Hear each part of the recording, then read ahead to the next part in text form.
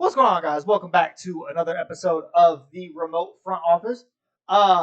Before we get started, make sure to leave that like, that subscribe, turn the notifications on.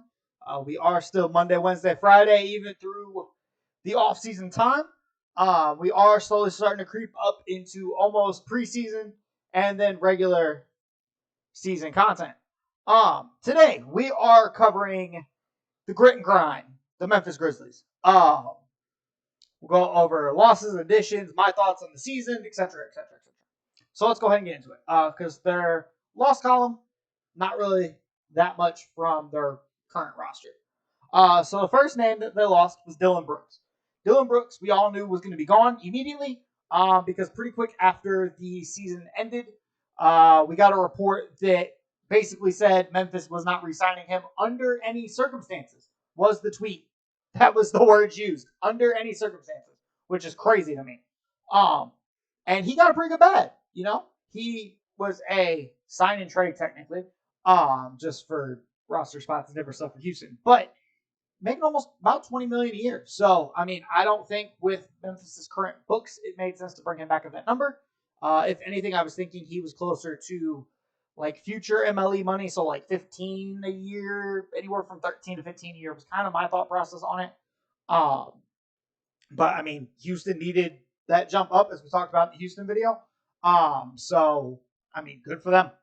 The other person that is no longer on this roster is Tyus Jones, and he was part of a deal that we'll get into that we've already covered from other teams' perspectives, but we'll cover it from the Memphis perspective here in a minute.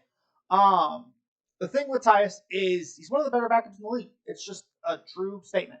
The way he assist to turnover ratio is one of the better ones in the league. He doesn't make mistakes. He's a good floor general. He's just not a guy. He is what he is, basically, right? He's not going to, I don't think he's going to regress at a super steep level. I don't think he's going to improve at a super steep level, right?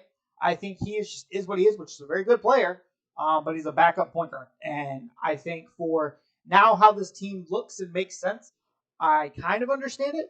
I mean, as long as, health doesn't play a thing or Ja doesn't miss any extra games on top of what he's already going to miss, I think the way this team is currently constructed makes a little more sense. They brought in this offseason Josh Christopher from the Houston Rockets as a part of the sign and trade.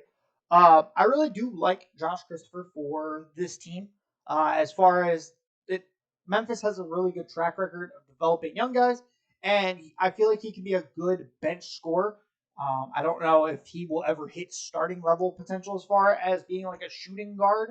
I just think of him as a bucket getter, right? That's just kind of what his mold is, like that Lou Williams type mold, right? So I think it makes perfect sense, right? You can have when Ja needs a rest or if Ja has a day off.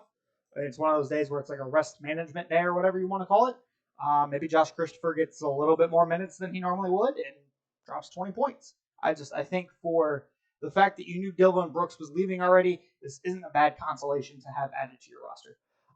Another guy they brought in, Derrick Rose. I like the idea of Derrick Rose, not because of Derrick Rose's play necessarily from these last couple of years. Obviously, Derrick Rose is getting a little bit up there. He's obviously on the back half of his career.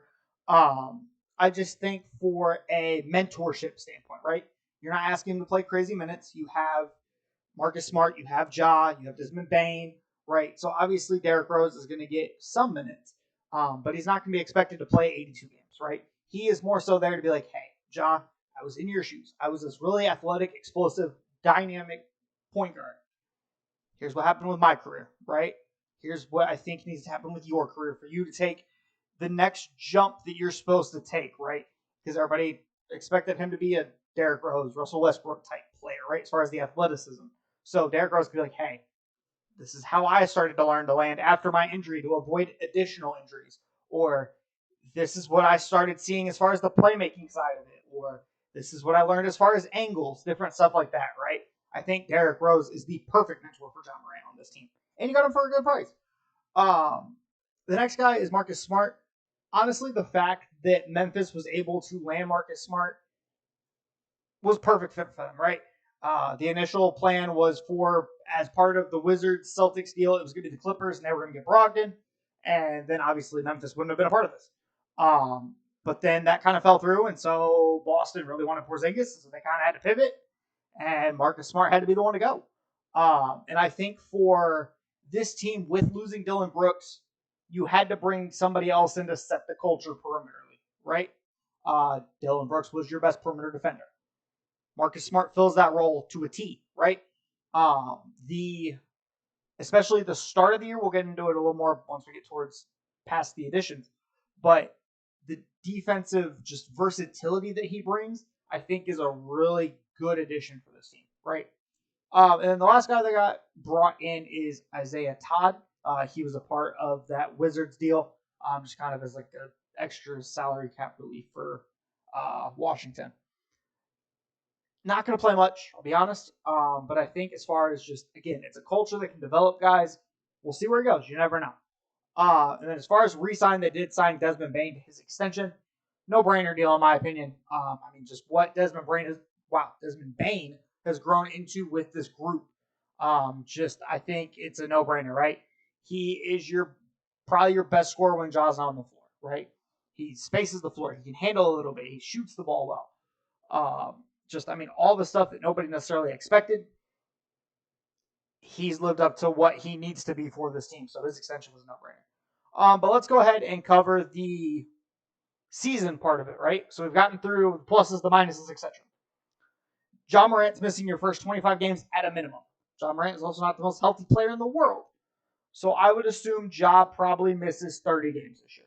Would be my assumption based on he's going to miss some games already. He's already missing 25. Factor in another like 5 to 10, right? Marcus Smart's a perfect addition for this, right? You have Marcus Smart step in.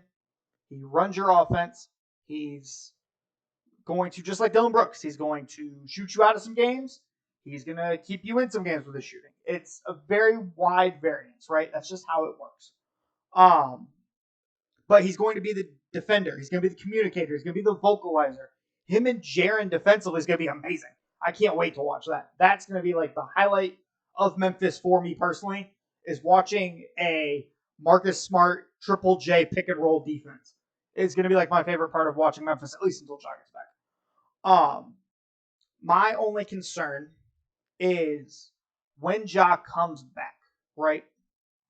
I understand Marcus Smart plays up defensively, right? As far as height-wise, right? He'll switch on a pick and roll. He'll guard a bigger guy. He guards a smaller guy. My concern is when Ja comes back. A, are you relegating Marcus Smart to your sixth man? And B, if you're not, you're then running like 6'2", 6'3", 6'4", right? Because you have Ja, Marcus, and then Desmond Bane. Kind of a small team. Kind of. And especially if Steven Adams gets hurt again, then you're sliding Jaren to the 5. Brandon Clark's not coming back anytime soon because of his injury right now. The team's kind of small. So I would like to see them try and maybe add somebody through like a buyout market or something. But that is my main concern with this team. And then also you have to hope that the young guys take another step. The Jake Laravias, the David Roddy's, Xavier Tillman, right? You need to hope all these guys take another step. Because that's just what this team needs. It's just realistic expectations. That's what this team needs in order to succeed, right? As far as expectations, I assume they will be a home court team. The West is so loaded, who knows? But as of right now, obviously, I'm pretty much penciling them in for playoffs at this point.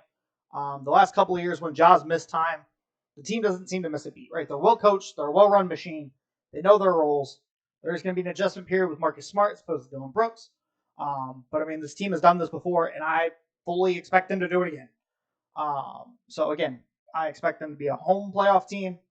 As far as playoff success, I don't know. We'll cover that in later videos once I kind of formulate standings and who plays who and all that stuff. But that's my thoughts on the Memphis Grizzlies. Let me know your guys' thoughts down below. And then I will catch you guys in the next one. Peace.